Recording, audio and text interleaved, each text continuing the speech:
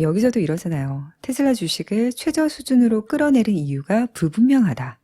반대로 미 국회의원들은 주가 하락에 크게 동요치 않는 듯 해 보입니다. 이거 의미 있게 볼 만한데요.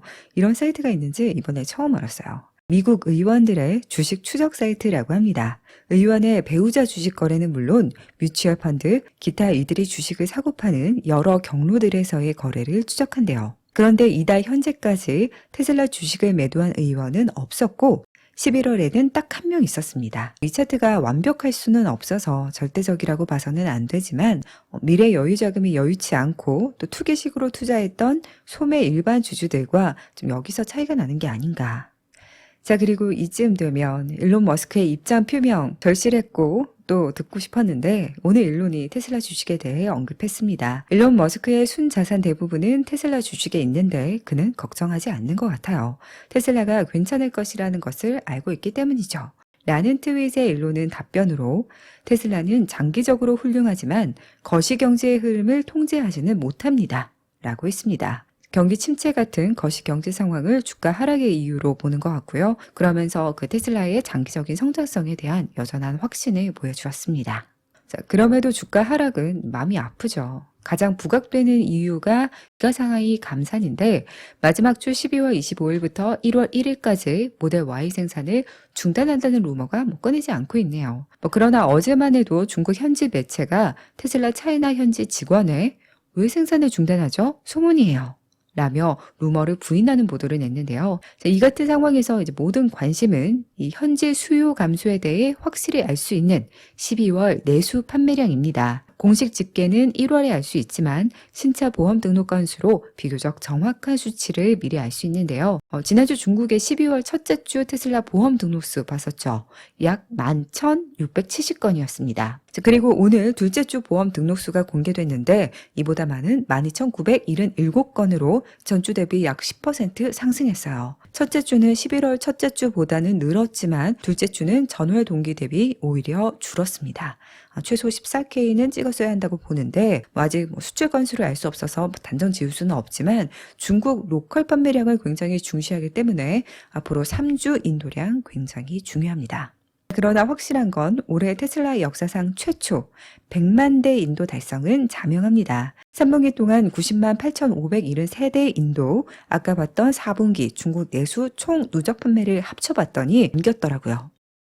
자, 기가 베를린은 향후 몇 달 동안 여러 추가 확장을 계획 중에 있습니다. 먼저 현재 기가 베를린이 있는 테슬라 소유의 300헥타르 부지 동쪽으로 100헥타르 확장하려는 계획이 지난주 시의회로부터 승인받아 개발 계획 준비에 들어갈 수 있게 됐는데요. 이제 파란색 선 우측 부분의 토지를 구입해서 계획했던 기차역, 서비스 센터 구체적 계획에 착수할 수 있게 됐습니다. 자, 그리고 당장 이번 주 사용 중지된 폐기물 처리 공장 승인을 재신청할 것으로 예상되고요. 또한 기가팩토리 자체 증설도 신청할 것으로 보입니다. 이는 대규모 시설로 취급돼 처리까지 한 몇 년이 걸릴 것으로 보이는데 이전처럼 부분적, 단계적 건축 허가를 받을 것으로 예상되고요. 끝으로 폐수 처리장입니다.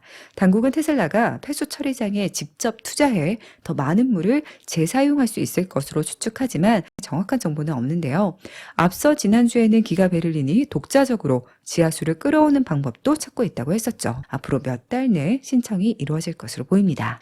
지난주 소식 가운데 전하지 못한 게 있는데 기가 텍사스는 막대한 내년 생산량 확대를 위해 차량을 운반하는 철로를 무려 3배 확장한다고 알려졌고요. 또 리튬 정제소와 관련해 거의 최종 후보지로 고려 중인 해당 텍사스 지역에서 지난주 세금 및 환경 문제 등에 대해 미팅을 했었잖아요. 세금 감면 혜택이 만장일치 승인되며 향후 10년간 상당한 재산세 감면 혜택을 받게 됐다고 합니다. 자, 그러나 끝날 때까지 끝난 게 아니라고 오늘 테슬라가 캐나다를 기가 캐나다 또는 배터리 제조 시설이 아닌 이 리튬 정제소 후보로 보고 심지어 계약에 임박했다는 기사가 나왔습니다. 최종 위치에 대한 결정은 연말 전에 나올 수 있다고 하는데요.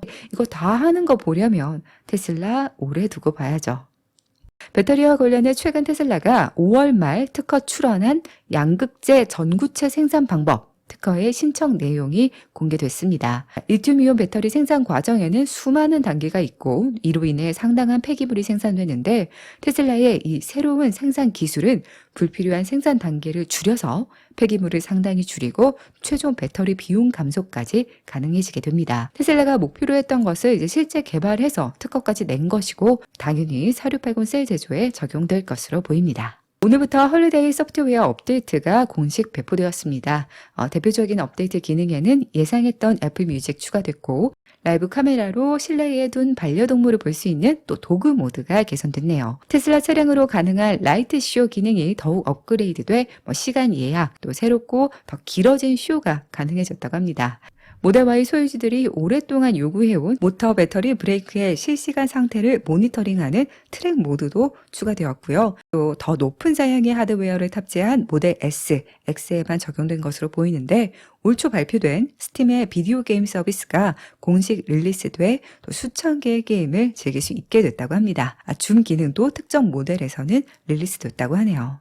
사실 어제 테슬라에 관해 안 좋은 설문조사 결과들이 있었거든요. 아시는 분들도 있겠지만 테슬라 브랜드 지지도가 떨어졌다는 건데 두 개 설문조사 모두 정치적 색을 입으면서 인기가 떨어진 것으로 분석했습니다. 그러나 테슬라는 지난주 브랜드 친밀도 조사에서 디즈니에 이은 2위, 자동차 기업 중 1위를 차지하며 고객과의 강한 신뢰 구축, 브랜드 충성도를 가진 곳이라는 것을 보여주었어요. 그럼 테슬라 뉴스 여기서 마칠게요. 다음 영상으로 찾아뵙겠습니다.